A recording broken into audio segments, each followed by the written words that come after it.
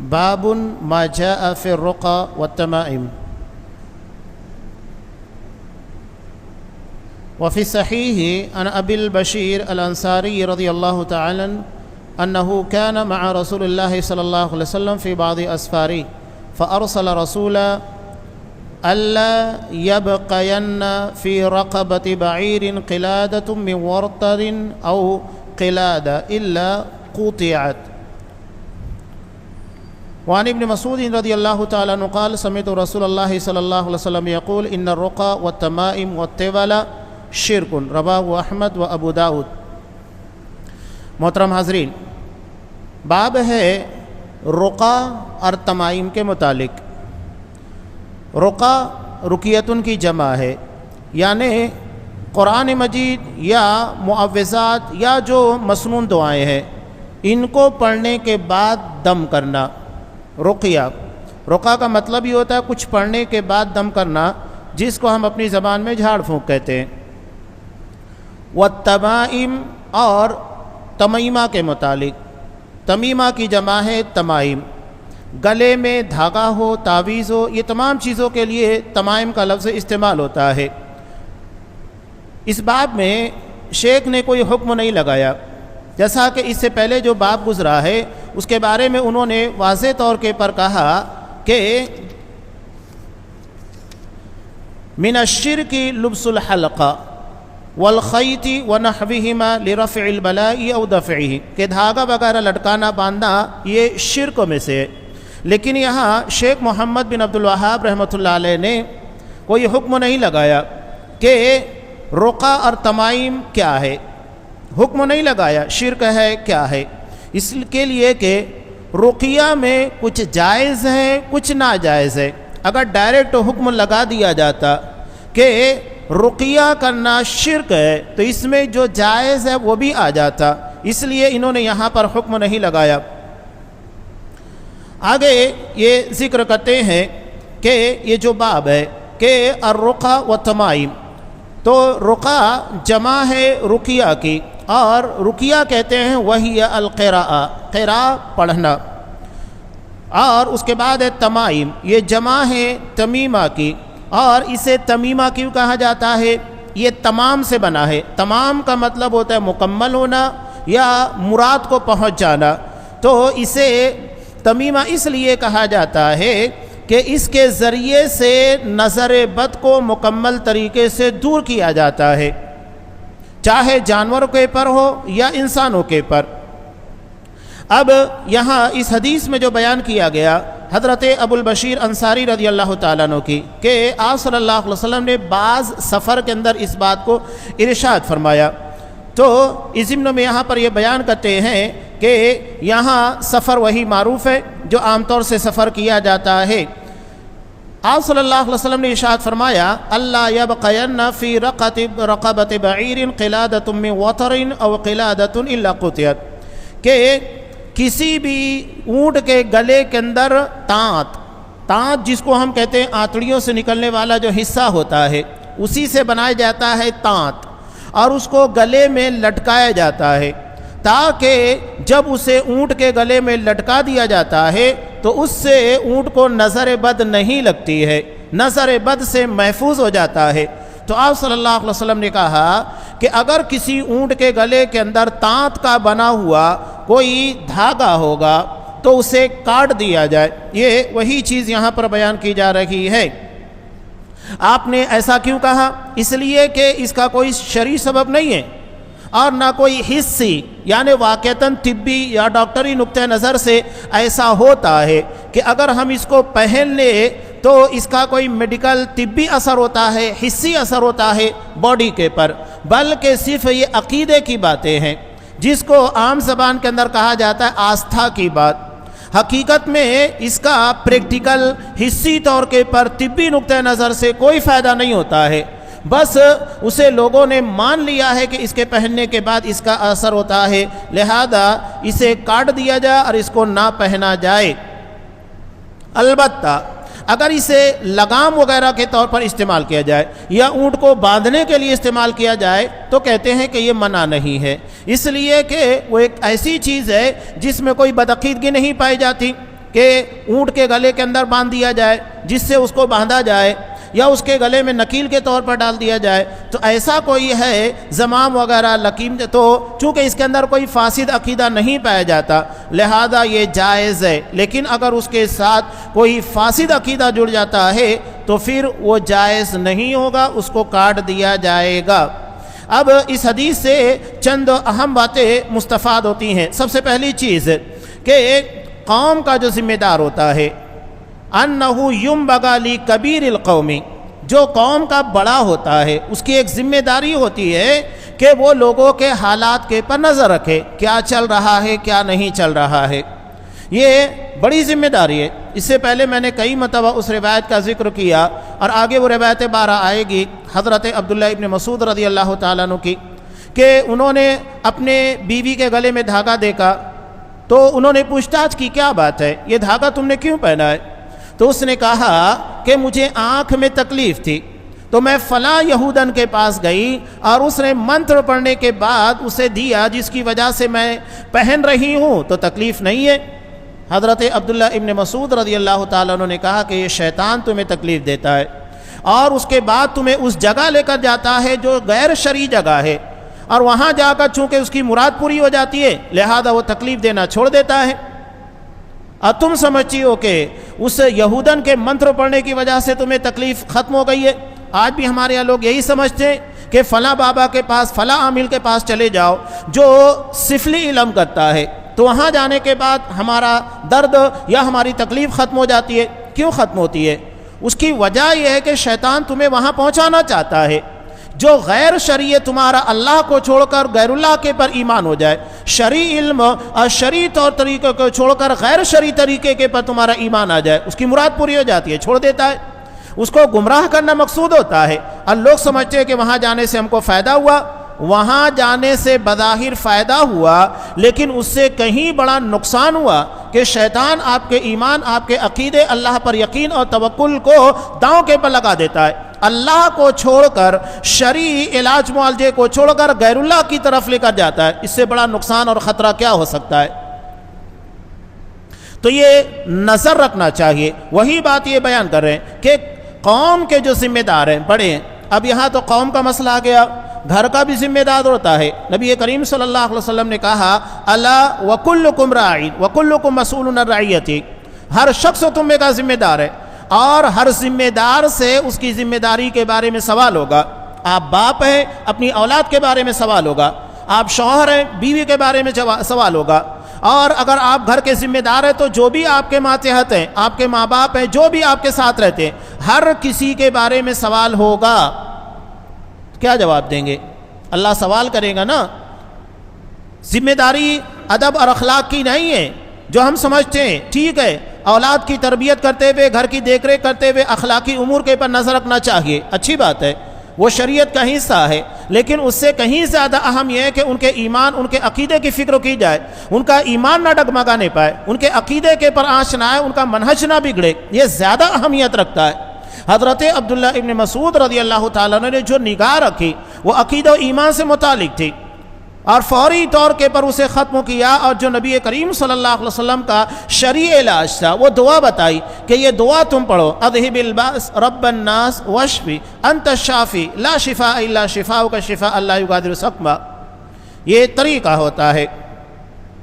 دوسری بات انہ یجب علیہ رعایت بما تقتضیہ الشریعہ، کہ ان لوگوں کی نگہبانی کرے، نگرانی کرے، شریعت جن باتوں کا تقاضا کرتی ہے، ایسی باتیں ان لوگوں کو بتائے کہ شریعت تمہیں کس بات کا مکلف بناتی ہے، کیا کرنا ہے اور کیا نہیں کرنا ہے۔ اگر وہ کوئی حرام کام کر رہے ہیں فوراً منع کرے، اور اگر وہ کسی واجب کے بارے میں سستی کر رہے ہیں تو انہیں اس کے پر ابھارے کہ یہ کام تم کو کرنا چاہیے، غلط کو چھوڑنے کی تلقین کرنا ہے اور صحیح کے بارے میں ابھارنا ہے کہ یہ کام تم کو کرنا ہے۔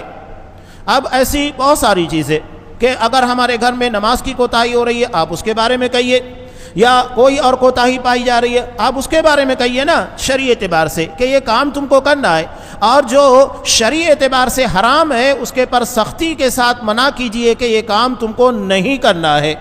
اس لیے کہ گھر میں انسان کو جو پاور ہوتی ہے باہر نہیں ہوتی ہے. آپ اپنے پڑوسی کو پاور اور وہ طاقت استعمال نہیں کر سکتے جو آپ کو گھر میں ملی ہوئی ہے, اپنے بچوں کے بارے میں, اپنی بیوی کے بارے میں. تو جہاں پاور ہے آپ پاور استعمال کیجئے گا, اپنی طاقت استعمال کر کے انہیں شریعت کا مکلف بنانے کی کوشش کیجئے. تیسری بات یہ بیان کی جا رہی ہے کہ جانور وغیرہ کے گلے میں کوئی ایسی چیز لٹکانا کہ جس سے نفع یا نقصان کی امید کی جائے کہ یہ نفع لانے والا یا نقصان کو دور کرنے والا ہے اور وہ شرعی اعتبار سے ثابت نہیں ہے, تو اسے دور کر دیا جائے, اسے اپنے ہاتھوں سے روکا جائے. طاقت ہے ہاتھوں سے. آپ صلی اللہ علیہ وسلم نے کیا کہا آدمی کو بھیج کر کہ جس اونٹ کے گلے کے اندر بھی تانت کا بنا ہوا ہار دکھے اسے کاٹ دو, یعنی عملاً پریکٹیکلی اسے ختم کرو. جب طاقت ہے تو عملی طور کے پر اپنے ہاتھ کو استعمال کرنا چاہیے, قوت استعمال کرنا چاہیے. صرف زبان سے بولنا کافی نہیں ہے بلکہ اپنی طاقت استعمال کرنا چاہیے اس چیز کے خاتمے کے لیے. وہی چیز یہاں بیان کر رہے ہیں. آج ہمارے یہاں بھی دیکھیے نا کتنے جانور ہیں, لوگ قربانی کے جانور کو پالے ہوئے ہیں اور اس کے پیر میں کالا دھاگا بندھا ہوا ہے. کیوں؟ نظر بد نہ لگے. قربانی کا جانور ہے, دیگر جانوروں کی بات چھوڑ دیجئے گا, قربانی کے جانور کو باندھے ہوئے, بکرا ہے یا بیل وغیرہ لے کر رکھے ہوئے, جانور لے کر رکھے اس میں باندھے ہوئے, کمال کی بات ہے. قربانی کے جانور جو اللہ کے لیے قربان کرنا ہے اس کے اندر شیطان تمہیں گمراہ کر رہا ہے نظر بد لگانے کے بارے میں. جب شریعت نے ہم کو اس کے بارے میں منع کر دیا ہے تو یہ کالا دھاگا چاہے آپ اس کے گلے میں لٹکائیں یا اس کے پیر میں باندھیں, دونوں غلط ہے. آپ صلی اللہ علیہ وسلم نے گلے میں بندھا ہوا دیکھا, اس کو منع کر دیا. ہم پیر میں بندھا ہوا دیکھ رہے, ہماری ذمہ داری ہے اس کو ٹوکے, روکے, منع کرے, شرعی اعتبار سے اس کی حقیقت کو بیان کرے کہ یہ شرعاً اس کا کیا حکم ہے. یہ وہی چیز یہاں بیان کر رہے ہیں. اب آگے دوسری حدیث حضرت عبداللہ ابن مسعود رضی اللہ تعالیٰ عنہ سے مروی, یہ کہتے ہیں میں نے نبی کریم صلی اللہ علیہ وسلم کو فرماتے ہوئے سنا, ان الرقى والتمائم والتولى شرک, کہ رقیہ اور تمائم, رقیہ یعنی جھاڑ پھونک غیر شرعی, اس لیے کہ شرعی جو ہے اس میں کوئی کباہت نہیں, والتمائم تعویذ کا لٹکانا یا دھاگے وغیرہ باندھنا, والتولى, اور یہاں تیوالا سے مراد انگوٹھی ہے, نگینہ ہے یا دھاگا وغیرہ جو میاں بیوی کے درمیان محبت کو پیدا کرنے کے لیے پیش کیا جاتا ہے یا پہنا جاتا ہے. یہ تمام چیزیں شرک میں سے ہے. یہ شرک اکبر ہے یا شرک اصغر ہے, آگے اس کی بحث آ رہی ہے. اب یہاں سب سے پہلی چیز جو بیان کی گئی ہے کہ آپ صلی اللہ علیہ وسلم نے ارشاد فرمایا ان الرقى, رقیہ, یہ رقیتن کی جمع ہے, یعنی کچھ پڑھنے کے بعد دم کرنا. تو یہ عمومی طور کے پر شرک نہیں ہے بلکہ آپ صلی اللہ علیہ وسلم نے عام چیز کو بول کر خاص مراد لیا ہے, یعنی جو غیر شرعی طریقے سے جھاڑ پھونک کیا جاتا ہے جس کی شریعت میں کوئی اصل موجود نہیں ہے. جیسا کہ ہمارے یہاں بہت سارے لوگ زعفران کے سے کچھ لکھ کر دیتے ہیں اور لکھ کر کہتے ہیں ٹھیک ہے اس کو گلے میں پہن لو یا تو اس کو پانی میں ڈبو کر استعمال کرو, اس سے تمہیں فائدہ ہوگا. بتائیے شریعت میں اس کی کوئی اصل ہے؟ عمومی طور کے پر جھاڑ پھونک کرنے والے ہمارے سماج کے اندر جو پائے جاتے ہیں یہی کام کرتے ہیں. زعفران سے لکھا ہوا دیتے ہیں کہ آپ اس کو تعویذ کے طور پر یا تو گلے میں لٹکائیے گا یا آپ اس کو پانی میں بھگو کر پی لیجئے, اس سے آپ کو شفا ملے گی. سوال یہ ہے کیا یہ طریقہ نبی کریم صلی اللہ علیہ وسلم سے ثابت ہے؟ آپ نے کسی کو اس طرح زعفران سے لکھ کر دیا؟ یہ تمام چیزیں عبادات میں آتی ہیں, تعوذات میں آتی ہیں. کوئی اس میں اپنی مرضی نہیں چلا سکتا کہ آپ اپنے طور طریقے سے کچھ بھی کر لیں. آپ اگر قرآن مجید کی آیت بھی لکھ کر دے رہے ہیں تب بھی وہ ناجائز ہے, اس لیے کہ وہ طریقہ آپ صلی اللہ علیہ وسلم سے ثابت نہیں ہے. اصل مسئلہ آپ کی سنت کا, آپ کے طریقے کا ہے. اگر وہ چیز ثابت ہے اچھی بات ہے, نہیں ثابت ہے ختم ہو گئی بات. آپ قرآن مجید بھی گھول کر نہیں پلا سکتے, اور اگر ثابت ہے تو جو آپ نے بیان کیا اتنا ہی ہوگا, اس سے آگے ہم نہیں جا سکتے. تو رقیہ کے بارے میں آپ نے یہاں جو کہا کہ یہ عام چیز بول کر آپ نے خاص مراد لیا ہے, یعنی وَهُوَ الرُّقَى بِغَيْرِ مَا وَرَدَ بِهِ الشَّرْعُ, یہ وہ رقیہ ہے جو شریعت میں وارد نہیں ہے, جسے آپ صلی اللہ علیہ وسلم نے ہم کو نہیں بتایا. غیر شرعی جو آج بہت سارے لوگ کرتے ہیں. کچھ لوگ تو کرتے ہیں انڈا لے کر آتے, اس کے ذریعے سے کسی مریض کے پر جن ہے یا نہیں ہے وہ تمام چیزوں کا پتہ لگاتے. بتائیے یہ جو تمام طریقے کیا آپ صلی اللہ علیہ وسلم سے ثابت ہیں؟ اور حیرت کی بات یہ ہوتی ہے کہ آتے ساتھ کہتے ہیں کہ اس گھر کے اندر 2 جن ہیں 5 جن ہیں. کیسے معلوم ہوا؟ کارخانوں میں جا کر بندش کرتے ہیں اور کہتے ہیں کہ اس کارخانے کے پر 5 جن ہیں 10 جن لگے ہوئے ہیں. جنات کہاں نہیں ہے؟ کہاں نہیں ہے جنات؟ ہر جگہ جنات ہے. قرآن مجید کہتا ہے جناتوں کے بارے میں قد استکثرتم من الانس، کہ تمہاری تعداد جنات و انسانوں کے مقابلے میں زیادہ ہے، اور انسان کے پہلے جنات کو پیدا کیا گیا. اس لیے کہ ابلیس، اس کے بارے میں قرآن مجید کیا کہتا ہے؟ کان من الجن، وہ جناتوں میں سے تھا، اور اس وقت حضرت آدم علیہ السلام کو پیدا نہیں کیا گیا تھا. جنات انسان سے پہلے سے ہیں، ان کی تعداد ہم سے زیادہ ہے، ان کی عمریں ہم سے زیادہ ہیں، بہت ساری چیزوں میں وہ ہم سے آگے بڑھے ہوئے ہیں. اللہ نے ان لوگوں کو وہ امتیازات عطا کیے. جو پاور، اسپیڈ، رفتار ہے وہ ہم کو حاصل نہیں ہے. کسی کے جسم میں ہم داخل نہیں ہو سکتے، لیکن وہ ہمارے خون کی رگوں کے اندر داخل ہو جاتے.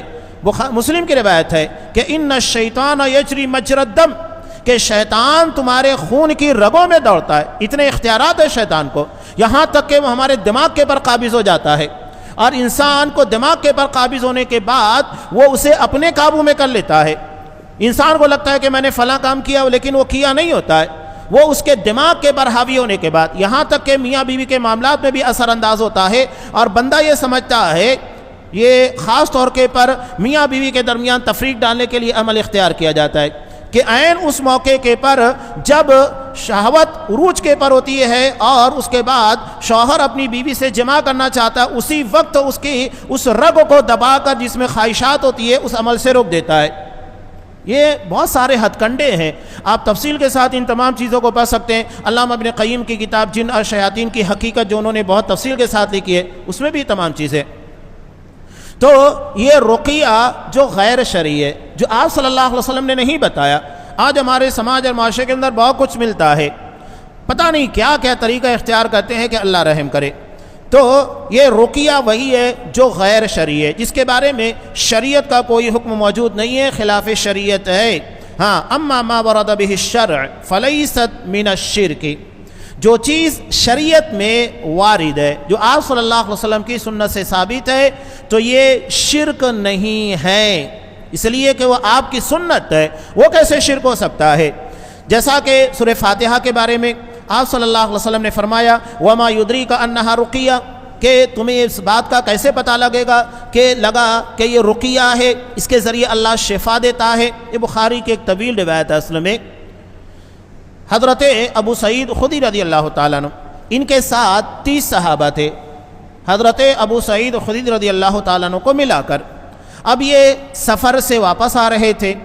ایک بستی میں ان لوگوں نے قیام کیا. وہاں جانے کے بعد بستی والوں نے ان لوگوں کی مہمان نوازی سے انکار کر دیا، اور یہ پرانا طریقہ چلا آ رہا تھا. بلکہ آج بھی آپ دیکھیے کہ بعض دیہاتوں میں، کھیڑے میں یہ چیز ہوتی ہے کہ آپ اگر مسجد میں پہنچ گئے یا گاؤں میں پہنچ گئے، عمومی طور کے پر آپ اگر مسجد میں پہنچ گئے تو آپ سے کوئی پوچھے گا نہیں کہ آپ کہاں سے آئے ہیں، کیا ہے.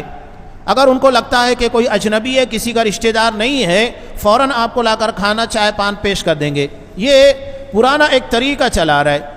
اب چونکہ دیہاتوں میں ہوٹل نہیں ہوتی ہے شہروں کی طرح، شہر کا ایک معاملہ الگ ہے کہ ہوٹلیں موجود ہوتی ہیں، لوگوں کو کھانے کے لیے کوئی مسئلہ درپیش نہیں ہوتا ہے. تو دیہات کا یہ معاملہ ہے، یہ دیہات کی حقیقت ہے جو میں جانتا ہوں. 5 سال میں داورواڑی میں رہا، ایک دیہات، الحمدللہ پورا گاؤں اہل حدیث ہے. یہ مجاہدین کے ذریعے اہل حدیث ہوئے. تاریخ ہندوستان جب چلا اور تحریک شہیدین، شاہ اسماعیل شہید، سید احمد شہید، ان کی تحریکیں جب دم توڑنے لگی اور بکھراؤ کا شکار بھی، تو ان میں سے ایک بندہ وہاں پہنچا. ایک تاریخی حقیقت، وہاں کے الحمدللہ آنے کے بعد سرپنچ کے پر محنت کیا، اور اس کے بعد وہ پورا گاؤں الحمدللہ اہل حدیث ہو گیا، اور آج بھی الحمدللہ اہل حدیث ہے. تو وہاں اگر کوئی اجنبی مہمان دکھتا ہے، گاؤں میں لوگوں کو پتہ لگ جاتا ہے کون کس کا رشتہ دار ہے. اگر انہیں احساس ہوتا ہے کہ اجنبی ایک کوئی اور شہر سے آیا ہوا ہے، یہاں کوئی اس کا رشتہ دار نہیں ہے، وہ آپ کو پوچھے بغیر کھانا لا کر دیں گے. یہ ذمہ داری ہے. بہرحال کہنے کا مقصد یہ ہے کہ اس وقت یہ رواج تھا کہ اگر بستی میں کوئی آتا ہے تو بستی کے لوگوں کی ذمہ داری ہے اس کی مہمان نوازی کرنا. اب اس بستی کے لوگوں نے مہمان نوازی سے انکار کر دیا. حضرت ابو سعید خدری رضی اللہ تعالیٰ عنہ اس بستی سے تھوڑا آگے بڑھنے کے بعد قیام کرتے اب اللہ کا کرنا ایسا ہوا کہ ان کے سردار کو بچھو نے یا کسی زہریلے جانور نے ڈنک مار دیا، اور بہت علاج کرنے کے بعد بھی اس کو شفا نہیں مل رہی تھی، آرام نہیں مل رہا تھا۔ تو کسی نے کہا کہ دیکھو یہ جو مہمان آئے ہوئے تھے، جن کی مہمان نوازی سے ہم نے انکار کر دیا تھا، ہو سکتا ہے کہ ان میں کا کوئی شخص اس کا علاج جانتا ہو۔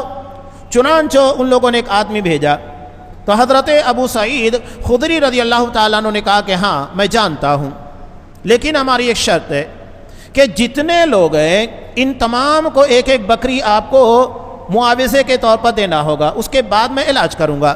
وہ تیار ہو گئے، ٹھیک ہے، اس لیے کہ سردار کا معاملہ تھا، اور بکریاں اس وقت تو کوئی حیثیت نہیں رکھتی، لوگوں کے پاس ہزاروں کی تعداد میں بکریاں ہوا کرتی تھی، تو 30 بکری دینا ان لوگوں کے لیے کوئی مسئلہ نہیں تھا۔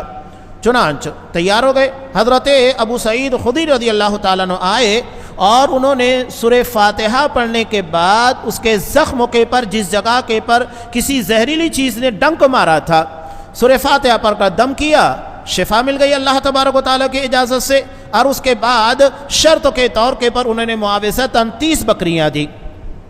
یہاں اس حدیث میں آگے جو بات بیان کی گئی اس سے پہلے علامہ ابن قیم رحمۃ اللہ علیہ بہت پیاری بات کہتے ہیں کہ آخر بچھو ہے، سانپ وغیرہ اگر ڈنک مارے یا ڈس لے تو ایسی صورت میں سورہ فاتحہ کیسے اس کا توڑ ہوتا ہے؟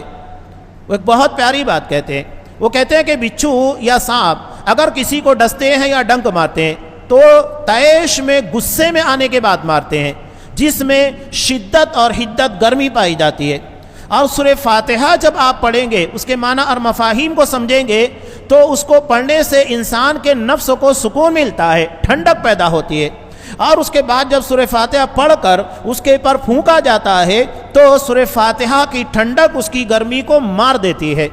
یہ ایک نکتہ ہے جسے علامہ ابن قیم رحمۃ اللہ علیہ نے سورہ فاتحہ کے تناظر کے اندر بیان کیا کہ آخر سورہ فاتحہ پڑھنے اس کے دم کرنے کے بعد کیسے شفا یابی ہوتی ہے۔ اس کی ایک بڑی وجہ یہ ہے۔ اب آگے آئیے، حضرت ابو سعید خدری رضی اللہ تعالیٰ عنہ نے 30 بکریاں لے لی۔ اب یہاں ایک بڑا مسئلہ یہ ہوتا ہے کہ اگر کوئی بندہ جھاڑ پھونک کرتا ہے یا کسی کے پاس جن کے اثرات ہوں یا اس طریقہ کا کوئی معاملہ ہو، اب یہاں ایک بات ضمناً اور بیان کروں، دکتور فضل الرحمن مدنی رحمہ اللہ جو جامع محمدیہ منصورہ کے مفتی ہمارے استاد تھے، اللہ انہیں گری کے رحمت کرے، اس ضمن میں ہمارے یہاں سورہ بقرہ بھی پڑھی جاتی ہے کہ یہ بات صحیح ہے کہ جس گھر کے اندر سورہ بقرہ پڑھی جاتی ہے وہاں شیطان بھاگ جاتا ہے، یہ بخاری کی روایت ہے، سورہ بقرہ کی فضیلت ہے۔ اب یہاں یہ 40 دن پڑھنا، یہ تعداد کہاں سے لے کر آئے، کہاں سے لائے؟ کہیں نہیں ہے۔ وہ کہتے ہیں کہ جب ایک تعداد آپ صلی اللہ علیہ وسلم سے ثابت نہیں ہے تو آپ 40 دن کی قید کیوں لگاتے ہو؟ جو تعداد، یہ ذکر، اذکار، تمام چیزوں میں جب شرعی اعتبار سے کسی کی تعین نہیں ہے کہ کتنا آپ کو پڑھنا ہے تو آپ 40 دن یا 50 دن کی قید لگانے والے ہوتے کون ہیں؟ نہیں لگا سکتے۔ اب اس کے بعد معاوضے کے طور پر کسی کو لا کر سورہ بقرہ پڑھانا کہاں ثابت ہے؟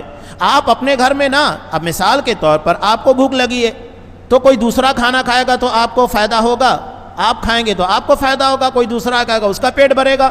تو آپ کے گھر میں اگر اس طرح کوئی چیز پائی جاتی ہے تو آپ پڑھیے نا، تاکہ آپ کو جو اثرات لے کر، جو جذبات کے ساتھ آپ پڑھیں گے، کوئی دوسرا تھوڑی پڑھے گا، وہ تو معاوضہ حاصل کرنے کے لیے آ کر پڑھے گا، اور آپ پڑھیں گے تو آپ کے لیے عبادت بھی ہوگی، اور مزید یہ کہ آپ اپنے گھر میں سورہ بقرہ کا اہتمام کر رہے ہیں، اس کا فائدہ آپ کو ملنے والا ہے۔ تو یہاں بہت ساری چیزیں ایسی ہیں جو ہمارے سماج اور معاشرے کے اندر چل رہی ہے، حقیقت میں سنت سے اس کا کوئی تعلق نہیں ہے، بس لوگ کرنے لگے، چلو کرنے لگ جاؤ۔ ہمارے اہل حدیث افراد بھی اس کے اندر لا علمی کی بنیاد پر شکار ہو جاتے، کرنے لگ جاتے، نہیں کرنا چاہیے۔ آپ کوئی مسئلہ ہے، علماء ہے، مفتیان ہے، الحمدللہ ہمارے پاس جامعہ محمدیہ منصورہ مالیگاؤں ہے، آپ وہاں جا کر وہاں مفتیان ہیں، فن کے ماہرین ہیں، ان سے آپ فتویٰ لیجئے گا، اس کے بعد عمل کیجئے تاکہ شکوک و شبہات نہ رہ جائے۔ شک کی بنیاد پر آپ اگر کوئی عمل کر رہے ہیں تو اس میں اخلاص نہیں رہ جائے گا، شک ختم کیجئے، اس کے بعد عمل کیجئے تاکہ راستہ بالکل واضح ہو، عمل کرنے میں کوئی ہچکچاہٹ نہ ہو۔ تو ایک مسئلہ آیا اب یہاں کہ رقیہ، جھاڑ پھونک کرنے کے بعد معاوضہ لینا شرعاً جائز ہے، جائز ہے، لیکن کس حد تک؟ جتنی ضرورت ہے۔ وہاں حضرت ابو سعید خدری رضی اللہ تعالیٰ عنہ ان کے ساتھیوں کو ضرورت تھی، انہوں نے بطور پیشہ اس کو اختیار نہیں کیا تھا، بلکہ ان لوگوں نے اپنا حق مانگا تھا کہ مہمان کی مہمان نوازی کرنا تمہارا حق ہے، لیکن تم لوگوں نے اس حق کو نہیں ادا کیا، اس لیے ہم یہاں شرطیہ طور پر اس چیز کا مطالبہ کر رہے ہیں۔ تو حقیقت اگر دیکھی جائے وہ معاوضے سے زیادہ اپنا حق تھا کہ تم لوگوں کو مہمان نوازی کرنا تھا، نہیں کیے، لہذا ہمیں اپنا حق دو، یہ بات ہے۔ معاوضہ اسی حد تک ہے کہ آپ کی جتنی ضرورت ہے، ضرورت نہیں ہے آپ کو لینے کی بھی ضرورت نہیں ہے۔